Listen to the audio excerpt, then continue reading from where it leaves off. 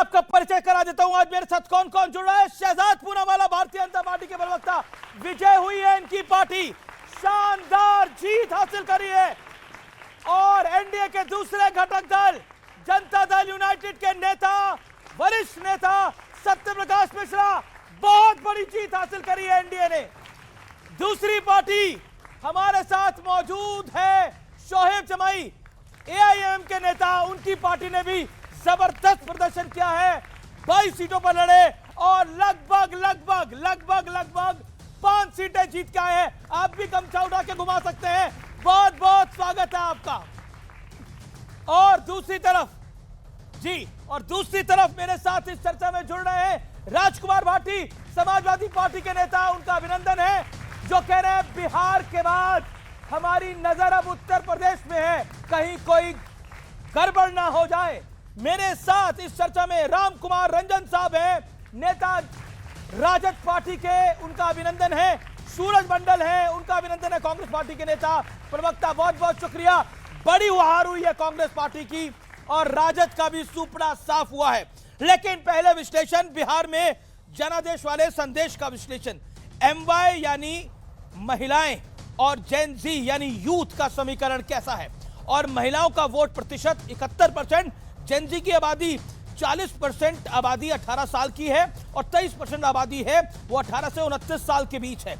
और नतीजा क्या हुआ है, बीजेपी की सीट 89, जेडीयू की सीट 85, कांग्रेस 6 पर और राजद 25 पर। यानी महिलाओं ने और युवाओं ने मोदी और नीतीश की झोली को भर दिया है और कांग्रेस को डिसऑन किया है, राजद को हराया है। यानी राजद का एक दांव नहीं चला है। और तथ्य नंबर 2, वोट चोरी का मुद्दा। राहुल गांधी की वोट अधिकार यात्रा जहां से गुजरी वहां कांग्रेस की बुरी हार हुई। 25 जिलों की 110 सीटों की से यात्रा गुजरी। कांग्रेस ने पूरे बिहार में 6 सीटें जीती हैं और उसमें अधिकतर मुसलमान विधायक हैं। तो बड़ा सवाल यहां पर खड़ा होता है। अब तथ्य नंबर 3, मोदी फैक्टर। 14 रैलियां, रोड शो किए, 115 सीटों पर असर, करीब 105 सीटें जीती है। ये है जहां पर बीजेपी और जेडीयू की दोनों की सीटों पे गए नरेंद्र मोदी। स्ट्राइक रेट रहा करीब 92%। और अब भारतीय जनता पार्टी के चाणक्य की बात, अमित शाह की बात। 36 रैलियां करी, करीब 35 सीटों पर वहां पर जीत हासिल हुई है। स्ट्राइक रेट 90% से ज्यादा रहा है। 100 से ज्यादा बागियों को बीजेपी और जेडीयू के बिठाने की जिम्मेदारी खुद अमित शाह ने ली, सबसे 1-to-1 मीटिंग करी। अब तथ्य नंबर 4, लोकसभा चुनाव से कनेक्शन। 2024 लोकसभा चुनाव में बीजेपी को बहुमत से कम सीटें मिली। नरेंद्र मोदी का चेहरा किसी से छिपा नहीं था, उनका चेहरा उतना खुश नहीं था जितना खुश वो कल दिखाई दे रहे थे। लोकसभा चुनाव के बाद चौथे राज्य में बीजेपी और एनडीए की बहुत बड़ी जीत हुई है और ये एक तरह से जनता ने अपने तरीके से जवाब दिया है, राज्यों के बाद राज्य बीजेपी को जितवाकर। अब बड़ा सवाल है और आज के बड़े सवाल 2 हैं। क्या जनता लोकसभा चुनाव की कमी को पूरा कर रही है और क्या विपक्ष अब हवाई मुद्दे छोड़कर सतही मुद्दों पर काम करेगा, यानी जमीनी मुद्दों पर काम करेगा। जनता जनार्दन, आपका अभिनंदन है आज की इस बड़ी चर्चा में। चुनाव के बाद नेता थोड़े कमजोर होते हैं, जनता जोश में होती है, तो जोश दिखाइए। चलिए, क्योंकि ये जनता, लोकतंत्र जनता का त्योहार है, शुरुआत जनता से करते हैं। मैं एक सवाल आपसे पूछता हूं, आपको क्यों लगता है मोदी और नीतीश की इतनी प्रचंड जीत क्यों हुई है? लगातार चुनाव पर चुनाव बीजेपी क्यों जीत रही है? एक लाइन में कौन कौन कहना चाहता है वो हाथ खड़ा करे, उनसे मैं जानता हूं। बताइए क्यों जीत रहे हैं, बताइए। सिद्धार्थ जी बताइए एक लाइन में। सिर्फ और सिर्फ बिजनेस, फैमिली बिजनेस का कहीं गेम खेल रही है, इसके वजह से फैमिली बिजनेस का गेम खेल रही है, परिवारवाद है। आपको क्या लगता है? ये कि पूरी जीत का श्रेय माननीय राहुल गांधी जी को जाता है। माननीय राहुल गांधी को जाता है। और आप क्या कहना चाहते हैं, और आप क्या कहना चाहती है, बोलिए।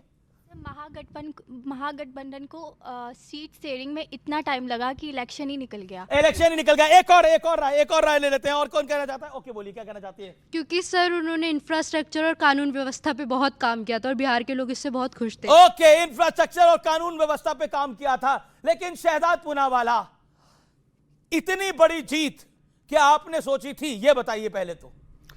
सबसे पहले या आपके भी सोच से परे नतीजे आ गए हैं? लोकतंत्र की जननी माने जाने वाले बिहार की जनता का कल मतलब कि प्रथम प्रधानमंत्री के जन्म दिवस पर जनादेश आया है। मैं उसके लिए नतमस्तक होकर उसको स्वीकारता हूं और नमन करता हूं और सबसे पहले आह्वान करता हूं कि सब लोग जोर से एक बार नारा लगाए, छठी मैया की। देखिए अमीश जी, हमने तो वो कार्य किए हैं जो सबकी कल्पना के परे है। उत्तर प्रदेश में सरकार कभी रिपीट होगी, रिपीट हुई ना। उत्तराखंड में कभी सरकार रिपीट होगी, रिपीट हुई ना। गुजरात में 30 साल से हमारी सरकार बनी हुई है परफॉर्मेंस के आधार पर। मध्य प्रदेश में 20 साल से बनी हुई है परफॉर्मेंस के आधार पर। आसाम में 2 बार सरकार बनी परफॉर्मेंस के आधार पर। त्रिपुरा में बनी, हरियाणा में 3 बार सरकार रिपीट हुई, महाराष्ट्र में 3 बार रिपीट हुई। और यहां पर सरकार रिपीट नहीं, यहां पर केवल और केवल कांग्रेस और आरजेडी को डिलीट करने का काम जनता कर रही है। और जेन जी कितना सतर्क है, सजग है, उसका आपको यहां पर एक प्रमाण भी मिला है। यह चुनाव क्या था मैं आपको बताना चाहता हूं। चुनाव यह था कि ईमानदार मोदी और नीतीश चाहिए या भ्रष्टाचारी लालू चाहिए। लोगों ने ईमानदार को चुना। सीता मां के भजन गाने वाली मैथिली ठाकुर चाहिए जिसके परिवार को पलायन करना पड़ा और उसको हमने टिकट दिया, या ये ओसामा बिन लादेन के नाम पर रखे गए ओसामा जो शहाबुद्दीन की संतान है उसको चाहिए। आपको चाहिए कि खाते में पैसे डालकर महिलाओं को सशक्त करने वाला या शहाबुद्दीन के कट्टे में गोलियां डालने वाला। आपको चाहिए कि जो कम मेले को फालतू बोले और हैलोवीन मनाए और जो कहता है कि छठी मैया ड्रामा है, ये चाहिए। तो ये बिहार के स्वाभिमान का चुनाव था और इसीलिए बिहार के लोगों ने उसको चुना जो स्वाभिमान को रखता है। यहां पर खड़े वो लोग हैं जिन्होंने बिहार को बीड़ी बोला, जिन्होंने बिहार को टॉयलेट क्लीनर बोला, जिन्होंने आज भी बिहार की जनता के जनादेश पर सवाल खड़े करके उनके विवेक पर सवाल खड़े किया। तो इसीलिए मैं पूछना चाहता हूं कि क्या आज वो जनता के ऊपर फिर भी सवाल खड़े कर रहे हैं? प्रवक्ता के बाद चलते हैं। देखिए इतना बुरा हाल, 6 सीटें आपकी आई हैं और राजद के तो कुछ नेता कह रहे हैं कांग्रेस ने हमारी भी लुटिया डुबो डाली। मैं बधाई देता हूं सबसे पहले ज्ञानेश गुप्ता को, बहुत मेहनत की उन्होंने। और आप चाहेंगे तो मैं सारी ब्यौरा और डेटा आपसे शेयर करूंगा अगर मौका देंगे। इन्होंने बात की, देखिए धार्मिक दृष्टि से जनता को देख रहे हैं। हेलोविन कौन बना? क्रिश्चियन खराब है, मुस्लिम के जीते तो आप खराब हैं। इस देश के वो नागरिक नहीं है क्या? हम सभी को एक समान देखते हैं। और सबसे बड़ी बात, यहाँ जेन जी भी है। हमारे लिए अनएम्प्लॉयमेंट सबसे बड़ा मुद्दा था। राहुल गांधी अगर निकल रहे तो सिर्फ वोट यात्रा की बात नहीं की, संविधान बचाने के लिए और लोगों के रोजगार की भी बात। जहां से राहुल गांधी गुजरे वहां कांग्रेस हार गई। मैं तो आपको बताऊंगा कि किस तरह से आपने चुनाव को जीता है।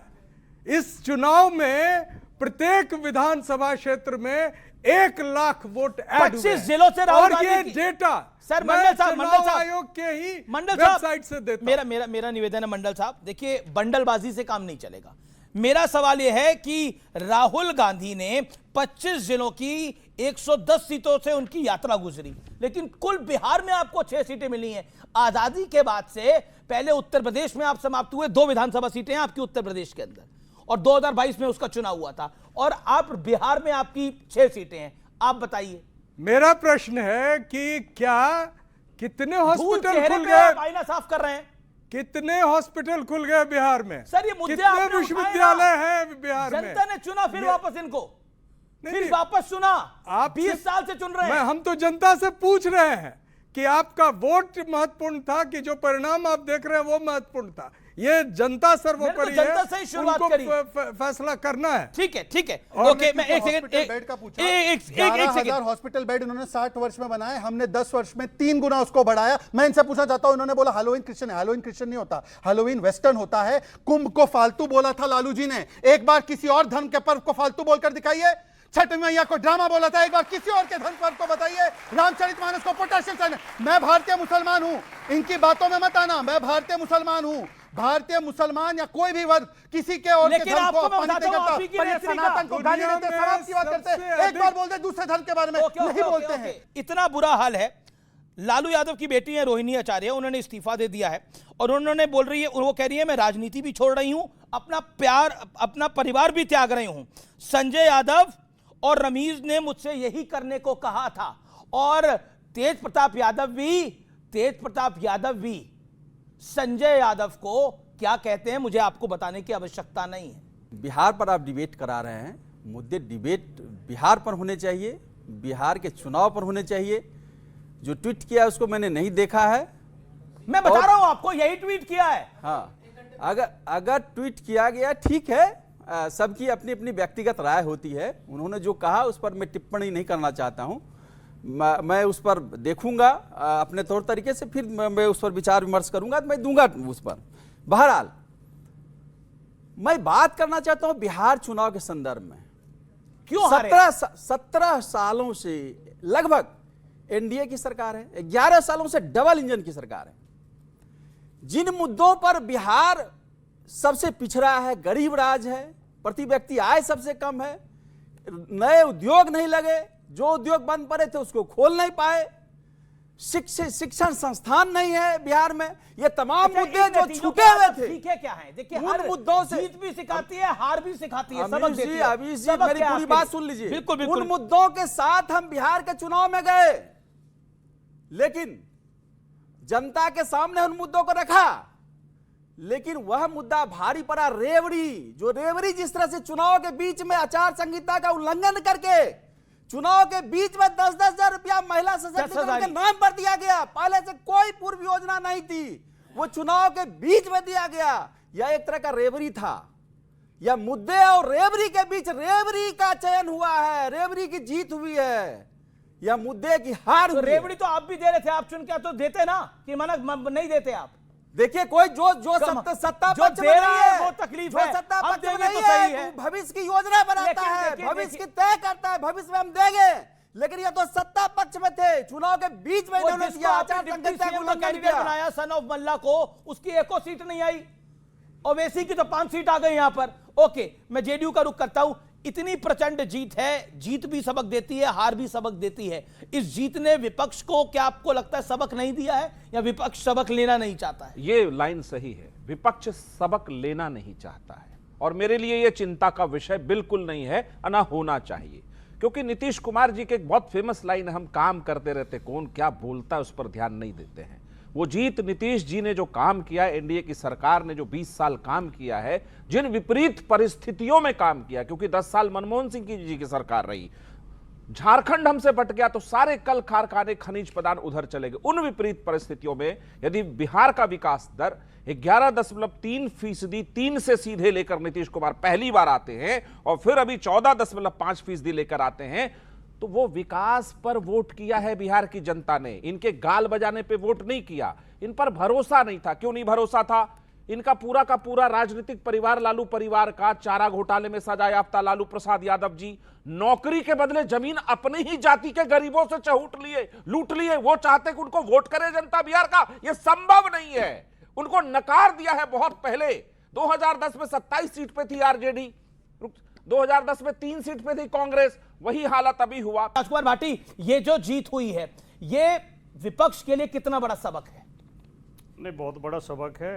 और पहले आपने सवाल पूछा कि विपक्ष जनादेश स्वीकार करेगा या चुनाव आयोग पे हमले तेज करेगा। तो सबसे पहला तो लोकतंत्र का तकाजा ये है कि हमें जनादेश को सिर झुका के स्वीकार करना चाहिए। भाई शहजाद पूनावाला और सत्यप्रकाश मिश्रा जी को बहुत बहुत बधाई, उनकी पार्टी जीती है। और फिर हमें इसकी समीक्षा करनी चाहिए कि हार हमारी किन कारणों से हुई, हमसे कहाँ कहाँ कमियाँ हुई। एक बेटी ने पीछे से कहा कि इन्होंने सीट शेयरिंग में बहुत समय लगा दिया। बिल्कुल ये गलती थी। ऐसी गलतियों को समझना चाहिए और सीखना चाहिए। लेकिन जहाँ तक चुनाव आयोग पे हमले की बात है, चुनाव आयोग पे जो प्रश्न चिन्ह है वो अपनी जगह खड़े हैं। जब चुनाव लगभग सिर पे हो तब 10-10 हज़ार रुपये नगद 1 करोड़ महिलाओं के खाते में डालना, ये चुनाव आचार संहिता का सरासर उल्लंघन था। और चिंता की बात यह है कि चुनाव आयोग इसमें आंखें मूंदे रहा। देखिए, लोकतंत्र की पहली शर्त होते हैं फ्री एंड फेयर इलेक्शन, स्वतंत्र और निष्पक्ष चुनाव, और उसकी जिम्मेदारी होती है चुनाव आयोग की। जब चुनाव आयोग पार्टी की तरह खेलने लगे तो एक पार्टी को क्यों लग रहा है आपको चुनाव आयोग पार्टी की तरह खेल रहा है? नहीं, चुनाव आयोग सरेआम पार्टी की तरह खेल रहा है। बीजेपी के सांसद वो राकेश सिन्हा ने दिल्ली में अभी थोड़े दिन पहले चुनाव हुए विधानसभा के, उन्होंने अपनी फोटो डाली सोशल मीडिया पे, वोट किया। अच्छा, पार्टी की बिहार तरह में खेल रहा होता, मेरा काउंटर प्रश्न है, अगर पार्टी की तरह भाटी जी खेल रहा होता तो 2024 में इतनी प्रचंड सीटें समाजवादी पार्टी को लोकसभा चुनाव में कैसे मिलती अगर चुनाव आयोग पार्टी होती? मैं सबूत के साथ बोल रहा हूं। हाँ, सबूत के साथ बताइए। राकेश सिन्हा ने बिहार में वोट पड़े तो बिहार में भी फोटो डाला कि मैंने वोट किया। एक आदमी 2 जगह वोट डाल रहा है तो अपनी फोटो डाल रहा है खुद, और चुनाव आयोग चुप है, यह अपराध है। ये चुनाव की आचार संहिता में अपराध है। कम से कम मुकदमा तो कायम कर देते हैं कि 2 पॉइंट जगह आपकी बात के अंदर, आपकी पॉइंट और ये ज्ञानेश कुमार गुप्ता ने प्रेस कॉन्फ्रेंस में खुद कहा था कि किसी का वोट अगर 2 जगह भी है तो वो डाल नहीं सकता, वो अवैध है। तो राकेश सिन्हा अवैध वोट डाल रहे हैं, बिल्कुल गलत है। बीजेपी के सांसद हैं। लॉजिकल बात को आम लोगों ने, कितने लोगों ने डाला होगा ये सोचा जा सकता है। एक उस विषय से पूरा चुनाव आयोग दोषी नहीं हो जाता। अगर एक व्यक्ति ने गलती एक करी है तो चावल उस से पे कार्रवाई होनी हांडी के चाहिए। पता लग जाता है। ओके शहजाद, एक चावल से हांडी शहजाद पकी है, आप नहीं आइए, पकी, ये पता चल जाता है। शहजाद पूरा वाला, फिर एक और विनिंग पार्टी है भाई, उसका भी स्वागत करना पड़ेगा। देखिए, शुरुआत तो अच्छी की राजकुमार भाटी साहब ने। उन्होंने बोला कि हम स्वीकारते भी है, सम्मान भी करते हैं, हम समीक्षा भी करेंगे। ये तो ठीक बात है। परंतु एसटी हसन ने तो बोल दिया कि ये तो शुद्ध वोट चोरी थी। तो अब ये राजकुमार भाटी जी की बात को मानना है या एसटी हसन जी की बात को मानना है? अखिलेश यादव जी ने तो एसआईआर को दोष दे दिया, और इसी एसआईआर की पैरवी महाराष्ट्र में समाजवादी पार्टी सहित, कांग्रेस पार्टी सहित, एनसीपी शरद पवार सहित बोलते एसआईआर महाराष्ट्र में तुरंत से तुरंत हो जाना चाहिए। तो एसआईआर नहीं, ये बचाओ अपना अपना परिवार है, और चाहो तो करो संविधान पर वार है। अब इन्होंने बोला कि वोट का, तो ये वोट देने का दिल्ली के चुनाव और क्या बिहार के चुनाव एक समय पर हुए? उन्होंने दिल्ली के चुनाव के बाद अपना वोट कटवाया, वो बिहार के, अब वहां पे बिहार में उनका वोट बनवाया। नहीं, पर 5 महीने 6 महीने में पहले वहां वोट डालेंगे। सुनिए तो, अब एक वोट दिल्ली में डाला है, दूसरा वोट बिहार में डाला है। ये क्या चक्कर चल रहा है? ये दिल्ली में डाला है, फिर बिहार में डाला है। आपका सवाल समझ गया ना? मैं समझ तो गया, मेरी बात तो होने दीजिए। अरे सुन तो लीजिए, उनको भी देना, पर मेरी बात तो, मैंने 4 मिनट सुनी की बात। सुनिए ना, तो अगर ये बात जो है ये कानूनी जुर्म है और ये गलत है और टेक्निकली भी गलत है, तो इनके तो 80,000 बीएलए थे, उन्होंने एक शिकायत नहीं की। और यही काम राघव चड्ढा ने दिल्ली के चुनाव के बाद पंजाब के चुनाव में किया। तो राघव चड्ढा ने किया, उसको भी गलत बोलो। राघव चड्ढा के खिलाफ क्या बोला इन्होंने? एक दूसरी बात, अरे नहीं बोल रहा हूं मैं, ये नहीं कह रहा हूं मैं, ये कह रहा हूं कि टेक्निकली ये काम जो किया है, चाहे राघव चड्ढा ने किया है, चाहे इस व्यक्ति ने किया है, राकेश सिन्हा जी ने किया है, ये दोनों टेक्निकली, अगर कोई भी गलती होती, सुन लीजिए, मेरी पूरी बात हो जाने दीजिए। तीसरी बात मैं पूछना चाहता हूं, देखिए, बाल दिवस पर नतीजे आए पर बाल हट नहीं छूटा है। अभी क्या बोला है? बाल हट नहीं छूट रहा है। आरजेडी वाले बोल रहे हैं, जो लालू जी के बाल वाले हैं, वो कह रहे हैं कि ये तो जनता हमारे मुद्दे नहीं समझ पाई। मतलब कि जनता ये नहीं समझ पाई कि क्यों बिहार को बीड़ी बोला गया, जनता छठ मैया की ड्रामा क्यों बोला गया वो नहीं समझ पाई, और बोला गया किस प्रकार से। देखिए, बिल्कुल आपकी बात लॉजिकल है, राकेश सिन्हा के खिलाफ जो कार्रवाई इलेक्शन कमीशन को करनी, लेकिन एक इंडिविजुअल विषय है। अब आप मुझे बताइए, बिहार को बीड़ी बोलेंगे? मतलब पहले चौकीदार चोर है बोला राहुल गांधी ने, फिर वोट चोरी बोला, दोनों तरफ मुंह की खाई। और जनता पसंद नहीं करती जब आप नरेंद्र मोदी को चोर बोलते हैं, जनता पसंद नहीं करती, यह प्रमाणिक है। और अब कांग्रेस भी पसंद नहीं कर रही है। रंजीत रंजन बकायदा लिख रही है कि हमें खुद पे सोचना चाहिए, वो कबीर का दोहा लिख रही है, वो कांग्रेस की हैं। कांग्रेस के कई नेता कह रहे हैं, मणिशंकर अय्यर कह रहे हैं। जवाब, शहजाद पूनावाला के तर्क पर मुझे बड़ा आश्चर्य है और बहुत हंसी भी आ रही है। चोर पकड़ा गया, चोरी का माल बरामद हो गया। अब चोर कह रहा कि जब मैं चोरी कर रहा था इन्होंने शोर क्यों नहीं मचाया? तो ये क्या तर्क हुआ भाई? चोरी तो हुई है, ये अपराध तो हुआ है। दूसरी बात जो आपने सवाल पूछा था कि आपने क्या सबक लिया, तर्क है कि चोरी हुई, एफआईआर नहीं लिखवाएंगे, अमीश के शो पे आके छाती पीटेंगे। ये कैसी चोरी के शिकार है? चोरी का शिकार है, अमीश के शो पे आके छाती पीटेगा और चोरी एफआईआर नहीं लिखवाएगा। एफआईआर लिखवाना भाई, मेरे शो पर छाती मत पीटिए, मेरा शो बहुत अच्छा चल रहा है। दूसरी बात, मोदी जी की माता जी को गाली दी गई 4 बार, उस पर क्या स्टैंड है? लेकिन उन्हें चाहिए जो हारे हैं, जो जीते हैं वो तो आज तो सालीन बने रहे हैं। बिल्कुल बात आपकी सही है, बिल्कुल अच्छी बात है। मतलब कि इनके जो प्रवक्ता आते थे, 2 आरजेडी की महिला प्रवक्ता जो आज से गायब हो चुकी हैं, कम से कम ऐसा लग रहा है कि उनका चिल्लाना उनकी बौखलाहट के परिचय थे। अब कौन चिल्ला रहा है? अब कौन चिल्ला रहा है? देखिए, कोई महिलाओं के खिलाफ नहीं है। अच्छा ठीक है। अब शोएब जमाई मैन ऑफ द मूवमेंट, जोरदार तालियां इनके लिए पहले तो। शोएब जमाई, देखिए, मुकेश साहनी के जितने इंटरव्यू हुए उतने उसकी सीटें नहीं आई। जन सुराज की तो जितने इंटरव्यू हुए उसकी आधी सीटें, क्या उसकी 1 सीट नहीं आई। आपके तो इंटरव्यू भी कम हुए लेकिन सीटें आपकी 5 आ गई। क्या आपको लगता है कि, और आप और सूरज मंडल यानी आप और कांग्रेस लगभग बराबर हैं, ये 6 हैं, आप 5 हैं, बताइए देखिए कैसे हुआ, क्यों हुआ, किस लिए हुआ? 11 मिला के सगुन हो गया। वो कह रहे 11 मिला के शगुन हो गया, लेकिन आपका शगुन अब ये लेना नहीं चाहते। चलिए जनता को हम देंगे। जनता ने तो रिजेक्ट करके भेजा है। भी रिजेक्ट किया है, अभी हम बताएंगे। अमित जी बहुत बहुत शुक्रिया जनता का भी। आपके शो के माध्यम से सीमांचल की आवाम का शुक्रिया अदा करना चाहेंगे। आज वो दिन है जब सर झुका करके बड़ी ह्यूमिलिटी से ग्रेसफुली जो है हम एक्सपेक्ट करते हैं कि जो आपने मोहब्बत लुटाया और MIM की लीडरशिप, बैरिस्टर असदुद्दीन ओवैसी साहब की लीडरशिप पे भरोसा जताया। जो सीमांचल की आवाम पिछले 70 सालों से पिछड़ेपन का शिकार थी, उन्होंने एक भरोसा देखा, एक विकल्प के तौर पर MIM एक बड़ी फोर्स बन के उभरी है। पूरे देश भर में भी है उसका और बिहार में एक बड़ा इम्पैक्ट पड़ा। हम कोई सेलिब्रेशन नहीं मना रहे। सेलिब्रेशन हम तब मनाते जब हमारे साथ साथ महागठबंधन भी जीतती, भारतीय जनता पार्टी हो या RSS हो, जिनको हराने की दम भरने वाले लोग अगर वाकई में और मेहनत करके बेहतर करते तो शायद हम सेलिब्रेशन करते। हम सेलिब्रेटरी मूड में नहीं है। हमको जो जिम्मेदारी मिली है, हम बड़े जिम्मेदारी रिस्पॉन्सिबिलिटी के साथ उसको चाहेंगे, उसको निभाएं और सीमांचल की आवाम की आवाज सदन में उठे, इसको सुनिश्चित करने की कोशिश करेंगे। नंबर 1 जी, लेकिन आपके ट्रोल नहीं करना है, हमें किसी को नीचा नहीं दिखाना है। बात सिर्फ इतनी है कि चुनाव में क्या क्या हुआ।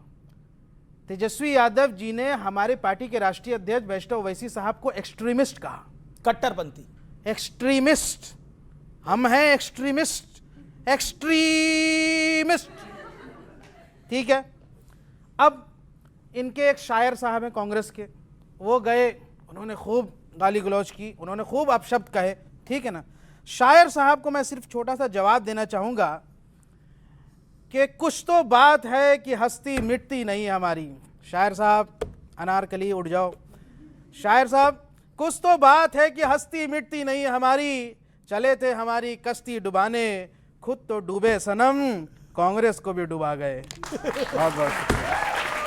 अच्छा ये बताइए ये कांग्रेस है कि मानती नहीं है? ये जो राहुल गांधी है ये मानते ही नहीं है। अब आप लोग कह रहे हैं कि आप 15 सीटें और जीताते अगर कांग्रेस नहीं, ये वहां पर वोट ना काटती। ये फैक्ट आपकी पार्टी कह रही है कांग्रेस वोट कटवाया असल में बिहार के अंदर, आप वोट कटवा नहीं थे। देखिए, मैं उस पे, चूंकि वो मजाक का विषय नहीं है, ये फैक्ट भी है कि 6 सीटें हमारी ऐसी थी, वोट कटवाया कांग्रेस।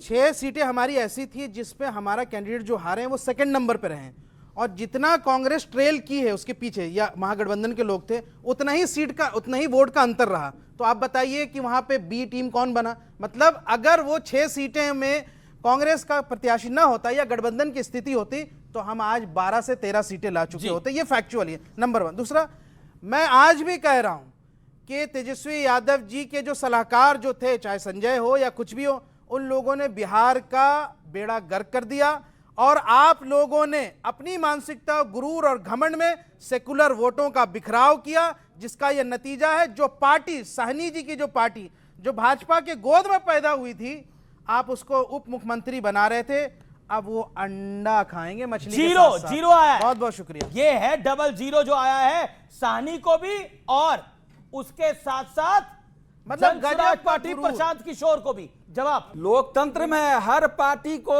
चुनाव लड़ना उसकी संवैधानिक व्यवस्था में तो उसका गाली अधिकार क्यों दी है। आप लोगों ने? गाली क्यों दी? वो अधिकार है। गाली क्यों दी आप लोगों ने उनको? किसी ने गाली नहीं दिया है। 10 सेकंड, ये मैसेज संदेश ही गलत है, लेकिन क्यों ना किसी ने गाली नहीं दी है? हमने तो रिक्वेस्ट किया था। एक्सट्रीमिस्ट मतलब क्या होता है? यानी आपने एक मुसलमान की चेहरा और दाढ़ी देख करके आपने उसको चरमपंथी कहा, तो सीमांचल की पूरी आवाम ने कहा कि आप 18% मुसलमानों के वोट के खैरात पर पलने वाले तमाम पार्टियां, आप उसकी तौहीन और बेइज्जती करते हैं। लो, वोट के चोट से मारा धप धप धप धप धप धप धप, कांग्रेस धराशायी, कांग्रेस धराशायी, बिल्कुल आपके बराबर है। अब तो आपको इनकी हैसियत माननी पड़ेगी। मैं यहाँ अरे पढ़े आप तो लिखे, मुबारकबाद दे दीजिए साहब। हाँ सर, मैं जवाब ही दे रहा हूँ। यहाँ पढ़े लिखे ये काफी खिल्ली उड़ा रहे हैं आपकी आज। अमित जी, 1 मिनट सुन लिया जाए। चुनाव आयोग ने एक डेटा जारी की, उन्होंने कहा SIR में 7.42 करोड़ वोटर्स हैं। वोट कितने दिए? उन्होंने कहा 7.45 करोड़ ने दिए, और दैट वाज 67%। यानी होना चाहिए था 4 करोड़ 48 लाख। गुरुजी ये बताइए इनका क्या है? पर मैं आपको दे रहा हूं। अरे आप चुनाव से पहले एफआईआर, चुनाव के बाद एफआईआर, जनता ने आपको बोला आपका एफआईआर मारिए। मैं आपके लोगों के तमाम पढ़े लिखे लोगों से अपील कर रहा हूं कि इस देश में संविधान और वोट के अधिकार की रक्षा आपके बल्कि बताइए कैसे 4 करोड़ वोट बढ़ गए। छोटी रिक्वेस्ट है, वेरी छोटी। अभी हमारे भाई साहब ने बताया, पैनलिस्ट ने बताया, शोएब जमाई ने, कि कैसे आरजेडी ने एक्सट्रीमिस्ट बोला ओवैसी साहब को। उसी समय पर आपको एक बात बताता हूं, जुबली हिल्स के बाईपोल में आरजेडी के साथी कांग्रेस वाले ओवैसी साहब को बोल रहे थे ये गरीबों का मसीहा है। मतलब हैदराबाद में गरीबों का मसीहा, वाइस प्रेसिडेंट इलेक्शन में समर्थन, और बिहार में आके एक्सट्रीमिस्ट। ये है दोहरा चरित्र कांग्रेस पार्टी का। अब मैं पूछा जाता हूं, हैदराबाद में एक्सट्रीमिस्ट का सपोर्ट क्यों लिया? हैदराबाद में एक्सट्रीमिस्ट का सपोर्ट क्यों लिया? एक सेकंड, आप क्या कह रहे हैं आप? मैं कह रहा हूं जुबली हिल्स बाई इलेक्शन में दोहरा चरित्र है ओवैसी का।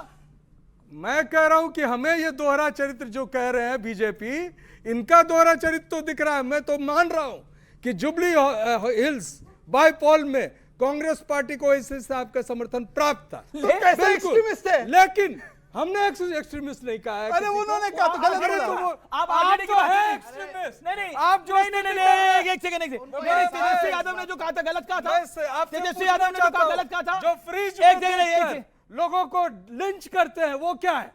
जो लोग तो हैदराबाद में बुलडोजर चला रहे हैं हैदराबाद में घरों समझ में पर, नहीं आया। जो बुलडोजर चला रहे हैं मुसलमानों के घरों पर, आप कंफ्यूज क्या है? आप बुरी तरह से कंफ्यूज हो रहे हैं। मैं बिल्कुल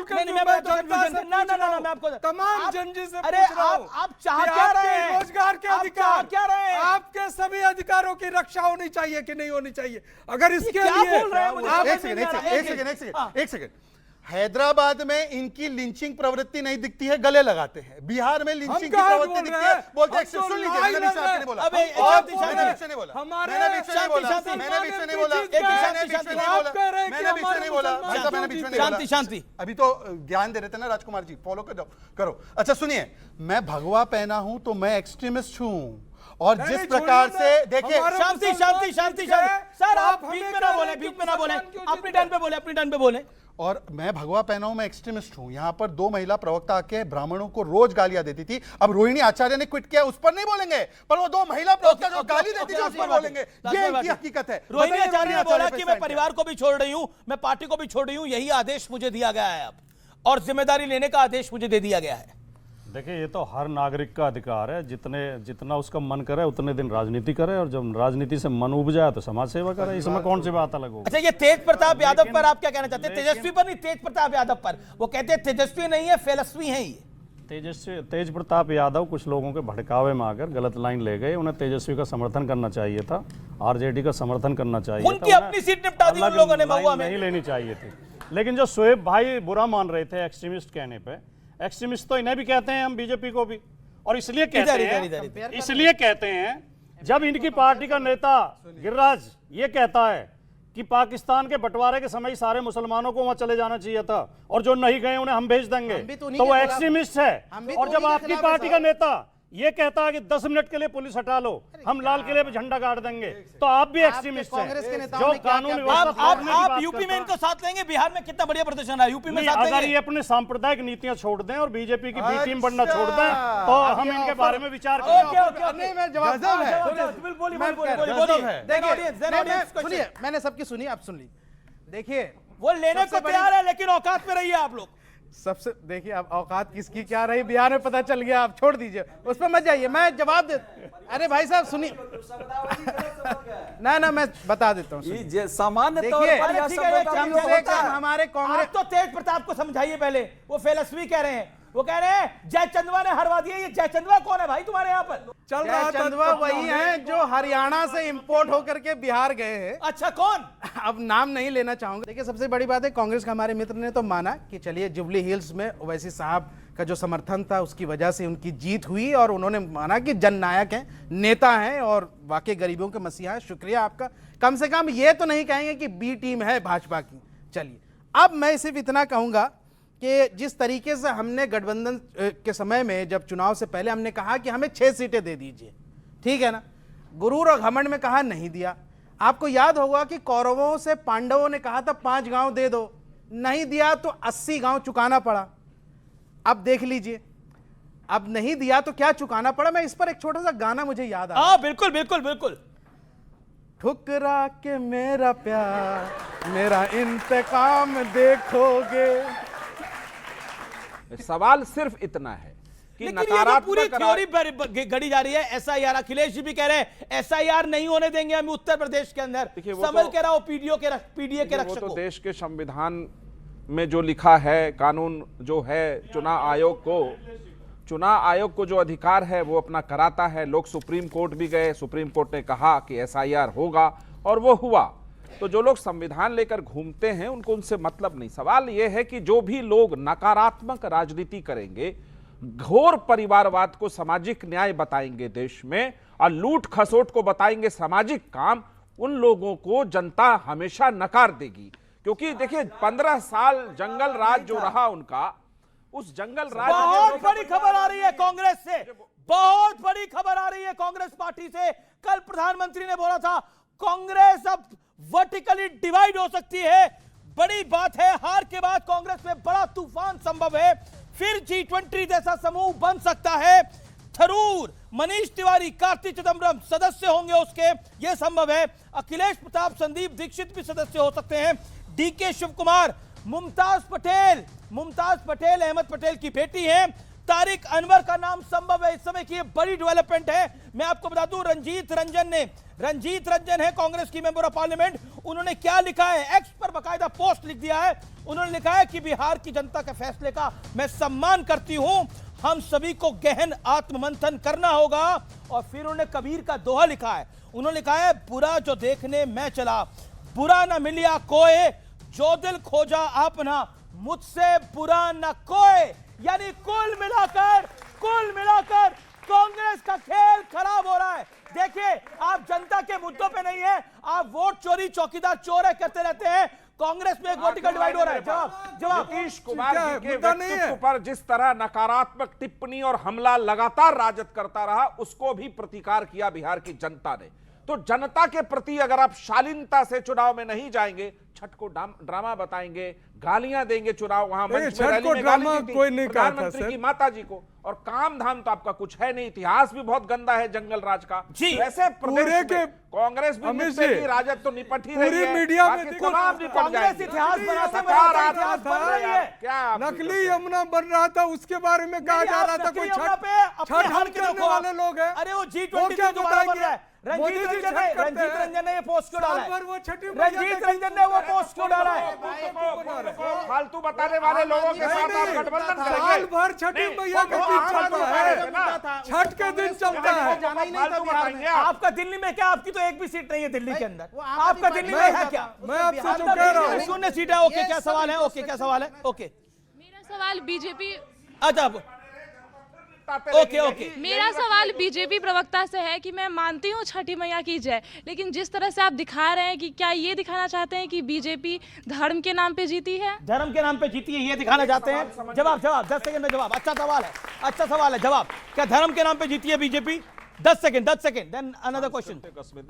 ऐसा है कि छठ पर्व जो है वो केवल हिंदुओं का नहीं, ये पूरे हमारे विश्व का पर्व है और सबसे महान पर्व है। और इसीलिए मैं तो पूछता हूं कि आप बात करते ना, मुद्दों की कंगाली नहीं थी तो माँ को गाली और बिहार को बीड़ी और छठ को गाली देने के बदले बताते। सुन लीजिए कि जीडीपी इनके समय पर कितना था लालू जी, क्या है 70,000 करोड़, हमारे समय पर अब 9 लाख करोड़ की जीडीपी साइज है।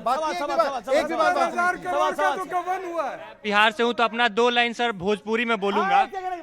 सर 2 लाइन भोजपुरी में कि सर अगर एनडीए अगर तहन लोग खातिर खराब बा तो महागठबंधन हमनी खातिर बहुत खराब बा। और रहल बात सर बात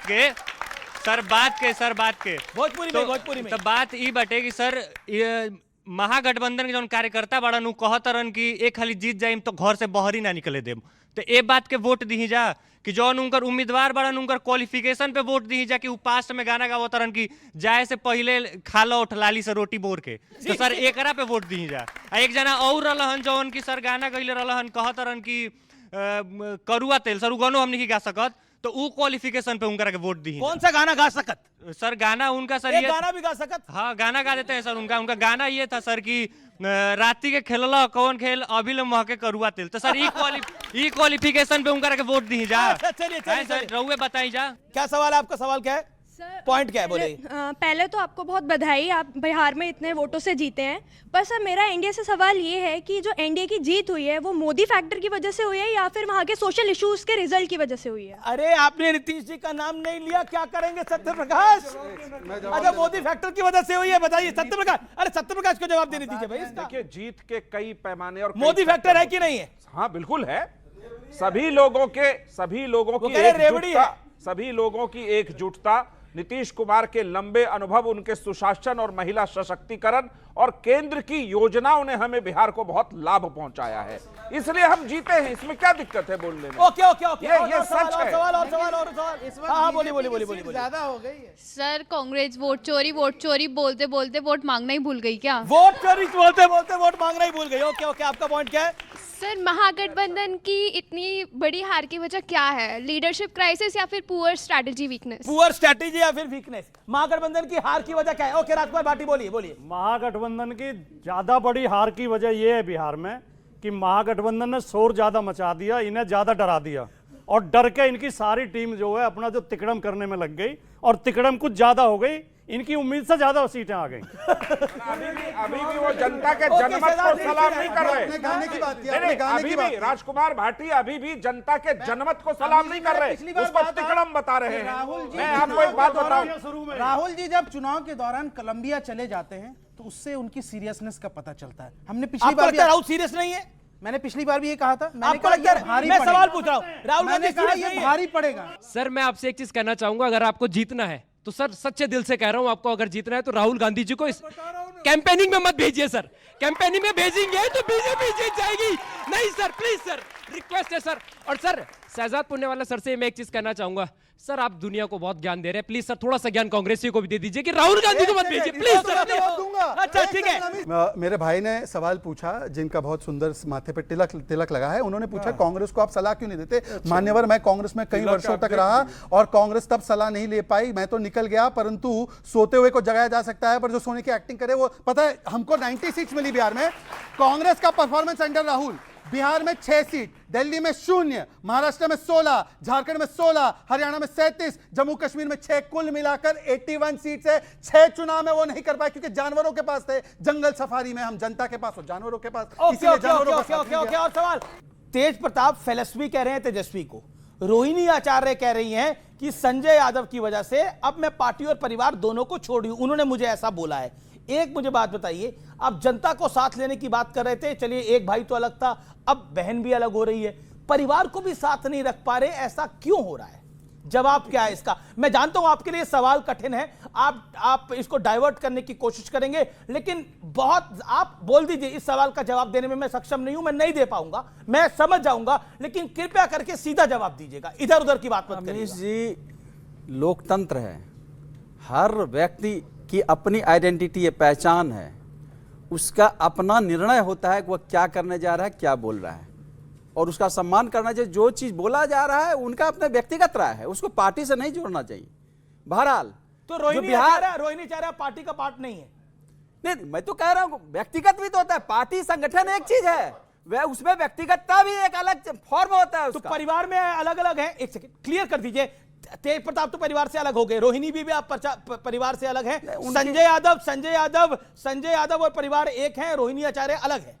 जो आप कह रहे हैं वो उस न्यूज को मैंने देखा नहीं है, इसलिए मैं टिप्पणी नहीं करूंगा, इतनी देर से होगा, मैंने देखा ही नहीं है। संजय यादव, वैसे पूरा देश ही हमारा है, संजय यादव जी हरियाणा से, एक बाहर से आए हुए व्यक्ति के लिए, एक बिहार की परिवार की बेटी को ये सुरक्षित नहीं रख पा रहे परिवार में, जो परिवार को साथ नहीं रख पाता, जो पार्टी को साथ नहीं रख पाता, ये बिहार को साथ रख पाएंगे क्या? बताइए, एक बिहार की बेटी, घर की बेटी को नहीं साथ रख पा रहे। कितना बड़ा स्टैंड लेने से कंचना यादव, मैं सबको रोक रहा हूं, एक बहुत बड़ी खबर आ गई है, राजद के हवाले से बहुत बड़ी खबर आ गई है। आरजेडी ने रिएक्ट करने से मना कर दिया है, कहा यह पारिवारिक मामला है, लेकिन संजय यादव पर क्लियर कट ब्लेम लगा रही है रोहिणी आचार्य, और आपने अभी प्रवक्ता को सुना, वो कंचना यादव को डिफेंड कर रहे हैं, लेकिन रोहिणी आचार्य को खाली छोड़ दिया है, यानी लालू की बेटी को अकेला छोड़ दिया गया है क्या? यह बड़ा सवाल खड़ा हो रहा है। बीजेपी कह रही है कि लालू की बेटी जब सुरक्षित नहीं है तो अब क्या होगा? अब इस पर जवाब देना पड़ेगा। आपको मैं सीधा रुख करता हूं, कांग्रेस जवाब देना चाहती है इस विषय के ऊपर, रोहिणी आचार्य के ऊपर, सोच समझ के बोलिएगा। छोड़ दिया है इन्होंने, प्रियंका दीदी ओके ओके ओके ओके। देखिए रोहिणी आचार्य वो रोहिणी बेटी हैं जिन्होंने लालू जी को अपनी किडनी दी थी, उनकी जान को बचाया था। आज पूरा राजद का एक आदमी उस रोहिणी आचार्य के साथ खड़ा नहीं है जिसके बारे में वो कह रहे कि संजय यादव ने मुझे कहा कि तुम पार्टी छोड़ दो और फैमिली छोड़ दो। ये संजय यादव वो हैं कहते हैं लोग पैसा जो मांगते रहते हैं। 6-6 करोड़ रुपया में टिकट बेचने के लिए बिहार के कई जो सिटिंग जो मुस्लिम एमएलए थे आरजेडी के, उनके टिकट काट दिए, उनके टिकट काट दिए थे। और इस चुनाव में हमारे कई जानने वाले मित्र जो आरजेडी में थे, 3-4 करोड़ रुपया मांगा उससे बिठा करके, और पटना में टिकट काट, और यही संजय यादव इसके जिम्मेदार। मैं ऑन रिकॉर्ड कह रहा हूं नहीं चलेगा कि ये वो संजय जिम्मेदार है यादव पे बात बोलने के लिए जिसने आरजेडी को आज धरातल पर ला दिया है। जब तक ऐसे सलाहकार तेजस्वी जी के रहेंगे, जो पार्टी लालू यादव जी ने बनाई थी, जो पार्टी लालू यादव जी ने बनाई थी, उसको बर्बाद करने का काम किया है। कि देखिए इन्होंने एक आरोप, सुन लीजिए, इन्होंने एक आरोप लगाया, संजय यादव पे, ये भड़क पड़े और रोहिणी आचार्य बिलक बिलक के रो रही है, उसके लिए एक शब्द नहीं निकल रहा है। इसी से पता चलता है घर की बेटी सुरक्षित नहीं और कौन सी बेटी सुरक्षित होगी। नहीं, इनके दुखों की कोई सीमा नहीं है। अरे इन्होंने तो पिता के माइक छीन लिए थे। अरे देखिए पिता के हाथ से माइक छीनने वाले लोग हैं, पिता के माइक छीनने वाले लोग। उनको बोलने दीजिए राजकुमार भाटी को। ये सही करे, पहले उस घर से एक बहू ऐश्वर्या निकाली गई, अब एक बेटी रोहिणी निकाली गई। उस घर में कोई सुरक्षित नहीं है।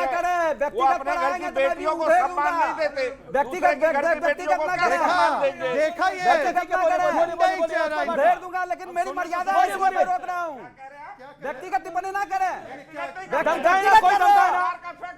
ये टीवी चैनल सर बैठ कर राष्ट्रीय चैनल पर व्यक्तिगत करेंगे। बेटियां सुरक्षित नहीं नहीं है, है, बिल्कुल नहीं है, नहीं है इनके घर में बेटियां सुरक्षित। नालंदा में एक महिला के पैर में नोक ठोक दिया गया। बिहार की बेटियों की बहुत बहुत शुक्रिया। देखिए ये चर्चा ऐसे ही चलती रहेगी। आज के इस एडिशन में आप लोग आए, आपने भाग लिया, आपका बहुत बहुत धन्यवाद, आपका बहुत बहुत धन्यवाद। फिलहाल इसको यही समाप्त करते हैं। नमस्कार, धन्यवाद। आज का विचार, सत्य की रेलगाड़ी में बैठोगे तो कष्ट के स्टेशन तो आएंगे ही।